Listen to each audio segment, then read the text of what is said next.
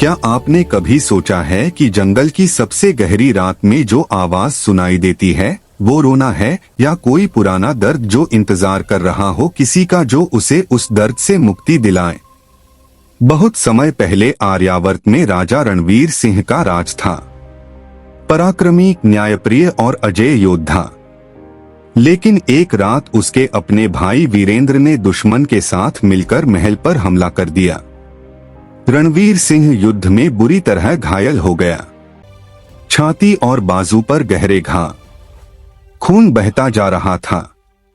किसी तरह जान बचाकर वह घने जंगल में छिप गया। जंगल अंधेरा और खतरनाक था। रणवीर घावों के दर्द से तड़प रहा था। तभी अचानक एक बड़ा जवान शेर उसके सामने आ खड़ा हुआ। दहाड़ सुनकर रोंगटे खड़े हो गए।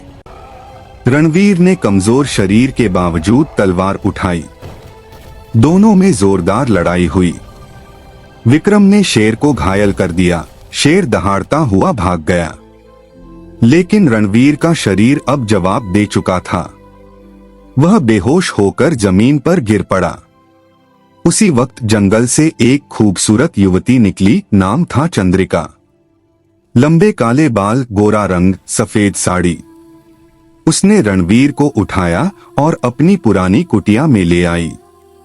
चंद्रिका ने उसके घावों पर जड़ी बूटियां लगाईं, पट्टियां बांधी और दिन रात लगातार उसकी सेवा की। 3 दिन बाद रणवीर होश में आया। तुम 3 दिन से बेहोश थे, चंद्रिका ने नरम स्वर में कहा और उसे पानी पिलाया। धीरे धीरे रणवीर ठीक होने लगा।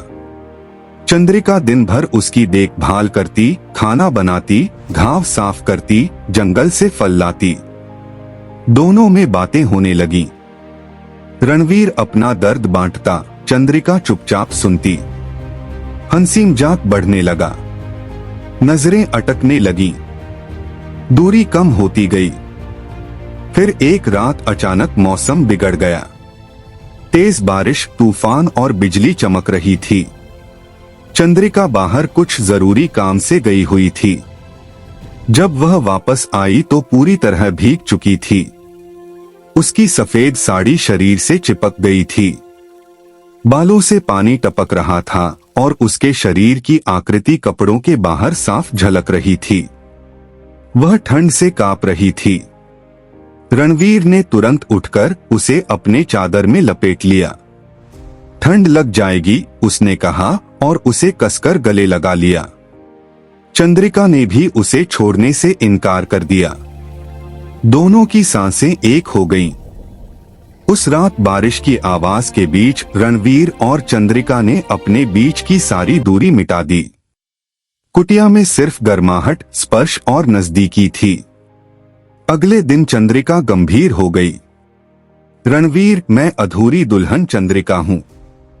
सदियों से इस जंगल में बंधी हुई हूं। अगर तुम मेरी परीक्षा पास कर सको तो मैं तुम्हारा खोया राज्य वापस लौटा सकती हूं।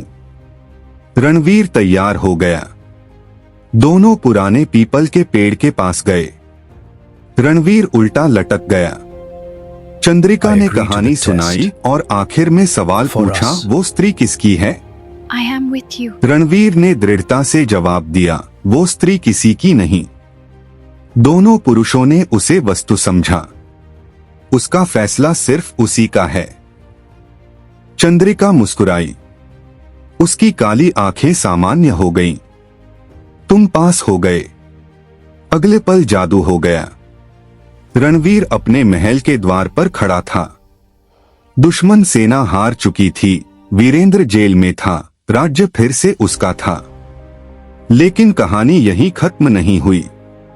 जब रणवीर सिंहासन पर बैठा तो हवा में चंद्रिका की मीठी आवाज गूंजी, मैं अब तुम्हारी हूं रणवीर, लेकिन पूरी तरह तुम्हारी नहीं। जब भी तुम्हें मेरी जरूरत पड़े इस पीपल के पेड़ पर आना, मैं आ जाऊंगी। उस रात से राजा रणवीर सिंह हर पूर्णिमा की रात को अकेले जंगल जाता। वहां चंद्रिका उसका इंतजार करती। दोनों कुछ पल साथ बिताते, बातें करते, पास बैठते, एक दूसरे के साथ अंतरंग संबंध बनाते। कोई राजा और चुड़ैल नहीं, बस दो इंसान जो एक दूसरे को पूरा करते थे। राज्य में लोग कहते, महाराज रणवीर सिंह कभी अकेले नहीं होते, उनके साथ एक अदृश्य छाया हमेशा रहती है। और इस तरह अधूरी दुल्हन चंद्रिका आखिरकार पूरी हो गई, न सिर्फ बदला लेकर बल्कि सच्चे साथी पाकर।